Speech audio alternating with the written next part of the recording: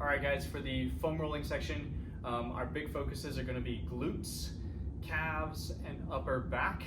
We're looking for at least 2 minutes on all of that, so it'll be a minute per side of glute, where we're going to go kind of this all fours. You'll turn into the foam roller and go from upper glute, kind of there in that low back, to around sort of the crest where the ball and the socket are. You'll go back and forth, kind of find something, stick into it, really press into it, but we'll go glutes, kind of this all fours position to get particularly the upper glute.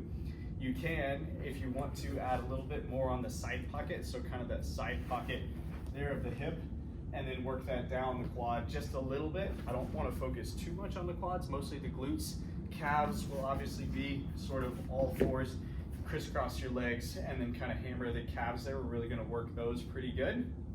And then upper back, where you're sliding this way, and you've got upper back. I want you to focus on the thoracic extensions as well. So as you do the upper back and maybe the base of the neck, you can kind of arch and reach to try to create that extension there in the upper back. So think 1 minute per glute, 1 minute per calf, and then maybe 2 minutes sort of through the mid back and the upper back. Should be about 6 or 7 minutes total if you add in some quad or some IT band or something like that, but really make that pretty uncomfortable and go there for a couple minutes on each of those as you walk through it. Next up, after the foam rolling, you're just gonna lay down on your back. This is gonna be simple breathing. It's just 1 minute. You're gonna be on your back. I want you to go inhales, holds, and exhales. We're gonna go 4, 6, 8. 4 seconds in. You're gonna hold your breath for 6 seconds, and then you're gonna exhale for 8. Nice and slow. We're just gonna use 1 minute of breathing to bring the tissues and sort of the nervous system down just a little bit before we start opening up with stretching. So 1 minute of breathing, think 4, 6, 8. After the breathing, we're gonna come to this 90-90 position. We're gonna spend a lot of time here over the next 10, 15 minutes or so, really working internal and external rotation of the hips. So we're gonna work a lot on the hips today. It's one of our big focuses. But we're gonna start here, and we're gonna go for 2 minutes of transition. So trying to do it without our hands, but if we need to use our hands, that's okay, particularly at the beginning, but we're really focusing on that good 90-90 position, straight out from the hip to the knee, knee to the ankle, straight out from the hip to the knee, knee to the ankle, and we're really working on transitions. This is gonna be a repetitive movement as we go side to side, just a gentle stretch forward, but mostly just trying to stay really tall as we go back and forth.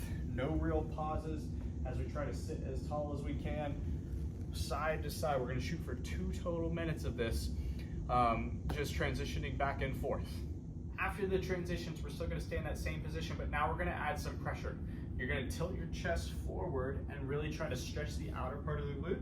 You're also gonna spend a minute trying to drive knee down and foot, ankle down into the ground. You're gonna push those, hold for 10 seconds, 10 seconds on, 10 seconds off. You're gonna go 10 seconds on, 10 seconds off. With each relaxation, I want you to try to go forward with the chest and then press again. Lots of pressure down the ground, 10-second hold. It should be pretty unpleasant if you're doing it right, but it's gonna go 10 seconds on, 10 seconds off. We're gonna go for 90 seconds. So that should be 3, 6, 9, I can't do math. 90 seconds total, 10 seconds on, 10 seconds off. Yeah, that's how the math works. And then we'll switch sides, 90 seconds, and then we'll go 90 seconds on the other side. We'll switch again. We're really over that chest. We're driving down into the ground, 10 seconds on, 10 seconds off, holding in those positions. Okay guys, last thing in this position, we're gonna go in that same 90-90 position, but we're gonna go big push down. We're gonna go 10-second periods in this. We'll go 10 seconds of big push, and then we're gonna go 10 seconds, you'll probably have to sit back. But 10 seconds of a lift, we're gonna hold as high as we can, 10 seconds. Then we're gonna go 10 seconds back leg push, really drive down. And then we'll go 10 seconds of a lift with that back leg, hold for 10 up. We're gonna go 3 times through that on one side, and then we'll switch sides. All right guys, we're finally out of 90-90. Yay. We're still gonna keep doing this exercise, this ankle mobility exercise. We've got a band from pulling behind us. It's right at the ankle joint, kind of right at the top of the foot. I want the foot a little bit elevated so you can really grab either a plate or a box and really drive that knee over chest.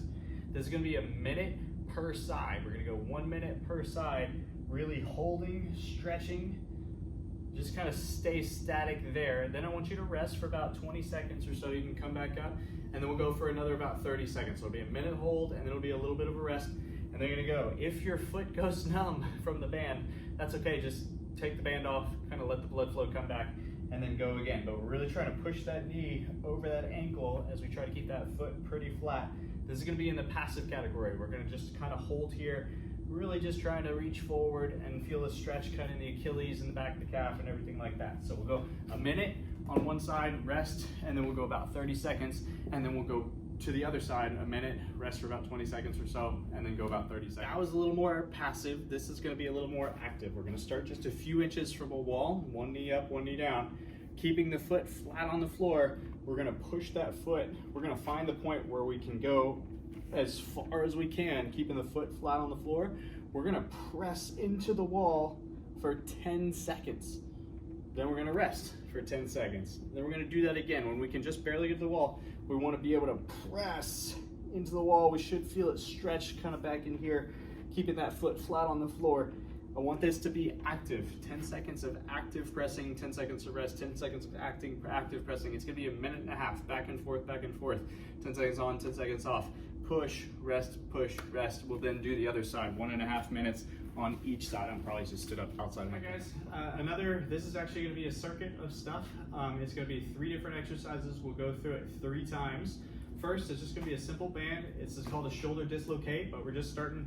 You can give yourself as much or as little tension as you want, but you're just gonna keep your arms long, and you're just gonna go overhead and then bring it down to the waist. We're gonna go 10 times, nice and smooth, back and forth, trying to keep those hands as narrow as possible.